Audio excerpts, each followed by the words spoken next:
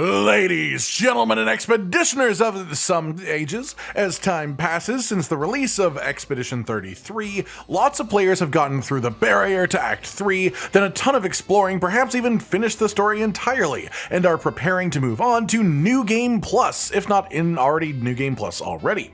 But before you do that, if you haven't already, you may be wondering if there is anything that you have missed along your journey in the game. So today I'm going to go over a bunch of the rarest things, items, weapons, cosmetics that you could easily miss along your adventure through Clair Obscur Expedition 33. First up then, this one is obvious to a lot of people, but just for the sake of making sure it's said, do the character relationship progressions in the camp. Sciel has a skill that can only be unlocked if you write in the journal enough times in Act 2, and you can't get that anymore in Act 3.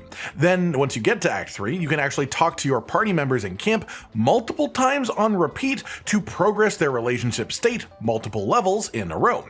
Generally speaking, this will culminate in them making some sort of request from you that sends you somewhere out in the world. For the most part, these tend to be just small side areas with like a unique boss or something like that, with one character being an exception to that is a much more momentous and involved story-relevant experience. These character side quests give you tons of great rewards. This is how you get all of the Tier 3 gradient attacks, which are very strong to use in combat. You get unique weapons and Pictos from some of these as well, so just make sure that you do the character relationships and their equivalent side quests. As well, do the same thing with Sciel, and while he won't give you a quest, he will unlock his final traversal ability when you hit relationship level 7. What this final rock lets this glorious boy do is dive below the water out in the continent, and this brings us to our next entry.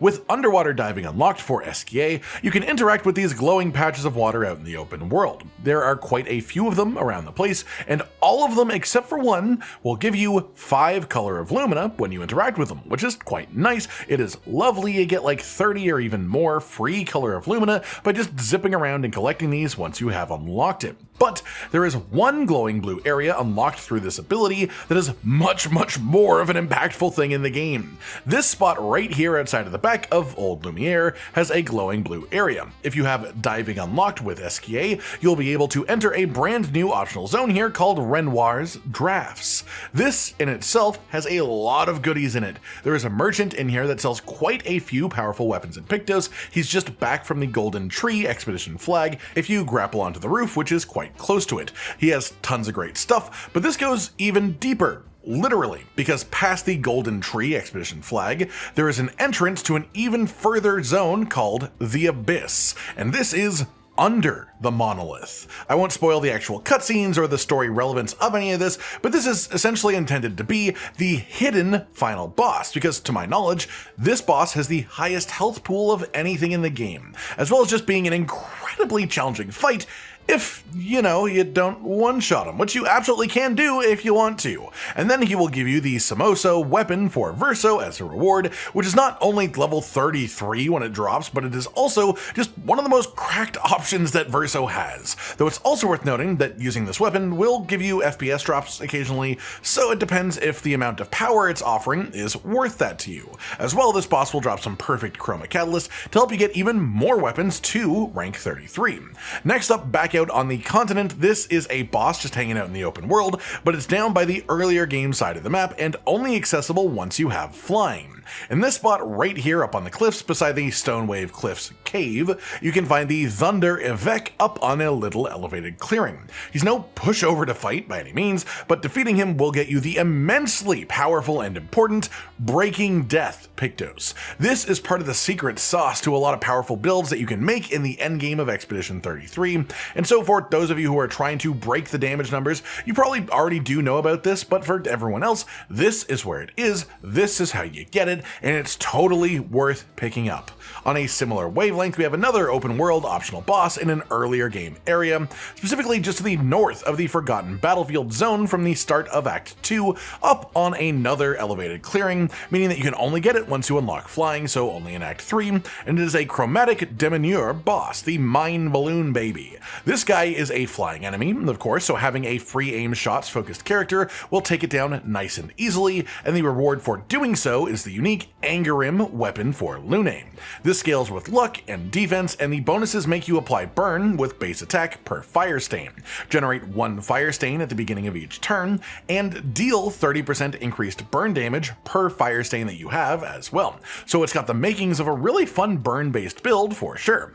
Next up, we're going to make a return to Old Lumiere, the story zone from Act 2, for something that a ton of players just walked right past without knowing it existed, myself included the first time. From the entrance expedition banner in Old Lumiere, head forwards along the main path, but when you come out to this sort of open clearing, where the only way forwards looks like it requires dropping down, instead you want to take a right turn and stick to the edge of the cliff line, and you will find an expedition banner I know a ton of people didn't even realize exists, which is Train Station Ruins. Head forwards from here and drop down to find the Chromatic Danseuse enemy, who drops a unique Pictos when you kill them, and a unique weapon that you cannot get anywhere else in the game. The Pictos is the Revive Paradox Pictos. This makes you take your turn immediately after you revive from death. This is useful for messing around with turn order on setups that use death bombing for endgame builds, and the other thing that this drops is the Danseso weapon for Verso, which is just a very burn-focused weapon. Luck and agility is the scaling stats, then the actual effects are bonus perfection on base attack per burn stack the target has, 20% chance to burn on any hit while powerful, and +1 AP on rank up at weapon level 20 as well. But those aren't the only rare items that are in this location that you might have missed, because one of the only truly fully missable items in a playthrough of Clair Obscur Expedition 33 is in Old Lumiere. Specifically, the reward for it is in Old Lumiere, because the thing that you need to get to it is the Old Key. This was something that you could pick up in the prologue of the game. It's one of the things that you could trade a token for before launching off on the actual expedition. If you did not get the Old Key in the prologue, then you cannot get the reward now, and it is specifically going to be a journal within Old Lumiere. Usually we don't cover things like journals in videos like this, but it is required for achievements, and it is definitely one of the rarer items in the game that exists, so it felt absolutely correct to include for this topic. That said, moving from the left street expedition banner, head forwards along the path and through the sort of door frame that's here, and then here on your right side, if you go to the edge, will be what looks like a dead end on top of a pipe. Drop into the hole of the pipe, however, and then turn around to find a locked gate. This is the gate that the Old Key unlocks, and your reward for it is the journal that's inside, which will give you some interesting context for Old Lumiere. Next up, we have the rewards for the Lost Gestral, sort of a bonus questline, I guess you'd call it. As you progress through Act 1, you will be asked to collect the missing Gestral children of Sastro and bring them back to your big wooden friend in the camp. Here are all of their locations circled on the world map, just to make it as easy as possible and as clear as I can. The only sort of confusing one really is the one beside the Endless Tower on the left side of this first sort of screenshot. It's quite up high in the sky on a floating rock, so if you just go to that location at ground level, you might be confused, just look up. Some of these will require varying forms of traversal, like that, so late game will be required to get all 9. The first few will give you Gestral haircuts for various characters, which is great, but the 4th Lost Gestral that you find after talking to your friend in the camp, you will unlock the Paint Break ability. This lets you break the paint spikes wherever you find them in the world, which often leads you to bonus chroma or colors of lumina, but sometimes these will be blocking off full-on equipment or side quests, so it's worth getting this ability just for that purpose if nothing else. At 5 Gestral children found, you will get the Gestral haircut for Verso as well, which is fantastic. And then the next few found children will just give you some color of luminas, and then the final one, the 9th Lost Gestral, once you have found it and talked to Sastro, you will get the Pro Retreat Pictos. This allows you to flee instantly the moment that you decide to do so. This isn't necessarily the strongest thing by any means, you don't even really want to flee all that often, but you have to collect all the Lost Gestrals to get it, so it definitely is rare, and it also has 3,000 health and 600 speed on it, so for use as a stat stick, it's not bad at all. After that, we have a simple one, but one that is easily missed. Specifically, this is in the Gestral Village, the story zone from Act 1, but only can you get this if you go back to that area in Act 2 or beyond. In the village, you want to follow the path that I've taken here from the Arena Entrance Expedition banner, and as you do so, you will find this merchant. One of the items items that he sells is something that you cannot even see in Act 1, which is the Sakapate outfit for Verso. But you can't buy outfits for characters that aren't with you, so of course you only can even get this if you go to this specific merchant again in Act 2 or Act 3. Next up we have the beautiful Lumiere outfit for Monoco, which is essentially just him in a nice suit, and you need to solve a sort of puzzle in order to get it. Admittedly, it's not a hard one, but this is something I can easily see a bunch of players just missing because they don't think too hard about it. Specifically, this is in the Flying Casino location, which is here on your world map, of course, only available after you can fly yourself, and inside of the zone, once you come in, at the end of the main path is a casino with a boarded up door. You can interact with the door to yell at it multiple times in a row, and in most cases you'll just be told to go away because they don't want to speak with humans. At this point you might assume this is just a flavor thing. Notice that you can walk around the back of the casino and that there's an expedition record for you to pick up so you can play it back at camp. But the trick here is that the NPC says he doesn't want to speak to humans. So change your exploring character to be Monoco specifically, then interact with the door again and yell at the guy behind it, and he will then talk to Monoco properly. At the end of their conversation, that's when you get this lovely outfit for Monoco just nicely for free. Second to last then, this is a pretty big and fun one, which is that you can actually get a bald haircut for each of your different party members. Yes, literally bald, no hair at all. They look hilarious, and it's obviously intended to be so. And there's an interesting stat stick Pictos in here too, at least mostly a stat stick.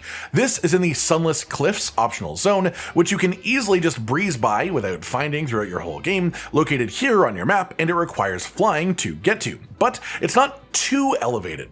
Once inside, just follow the lights forward and you will find the Chroma Gate, a super imposing archway with an interact prompt. Approach it and you'll be told only one expedition member can enter at a time, and this is a solo boss fight against the Giga Mime, the mime above all, the mime since mime immemorial, the land before mime. He's bald, that's what I'm going for here. You can only fight him with one expedition member at a time, and the first time that you beat this mime, you will get the 1 Pictos. This sets your maximum health to 1. It has some funky interactions with other Pictos, so I'm not 100% sure how good the effect really is, because it doesn't seem to count you as being low health, even though you are at 1 health. But this Pictos has 108% critical rate on it. So, you know, if the effect isn't a direct negative for you, if it doesn't work against your synergies, 100% crit from a single Pictos equipped sounds pretty nice, so this isn't a bad option.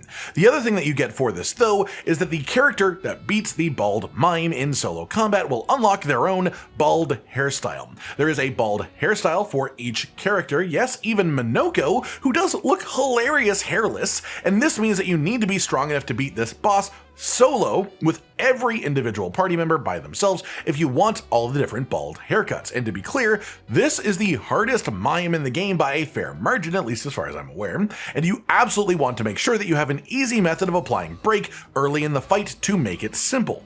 Finally then, we have something that I have talked about in a previous collection, but it is just so perfectly fitting to the theme of today's video that I do have to mention it, which is the whole optional boss and interaction with the crows. This is an optional zone on the western side of the late game part of the map, west of Visages. When you enter here, there doesn't seem to be much going on, but the name of the location is the crows, and that is your clue.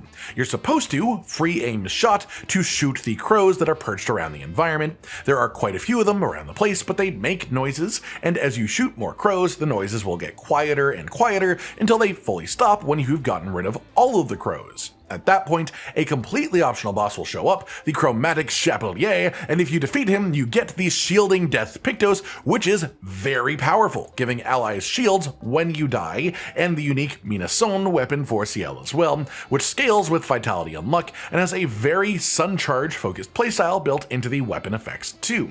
That pretty much does it for today then, everyone. A collection of a bunch of rare stuff, either equipment or cosmetics, or even that one journal as well, just because of how missable it actually is. I hope you've all enjoyed this, and hopefully I've pointed you towards some stuff that you may not have otherwise found, and hopefully stuff that you can find properly useful or at least interesting as well. Like if you liked the video, subscribe to the notification bell for more, and most importantly, ladies and gentlemen, until next time, stay sweet. Josh, Cotton, and Hollow with the videos, dropping the humor like a hammer on your tippy toes, bringing entertainment on a daily arrangement to take our insanity and turn it into entertainment. Yes, I said entertainment twice, to reiterate that it is nice to look into your faces on a mostly daily basis when you let us in your homes to make the whole world a stage. Goodbye.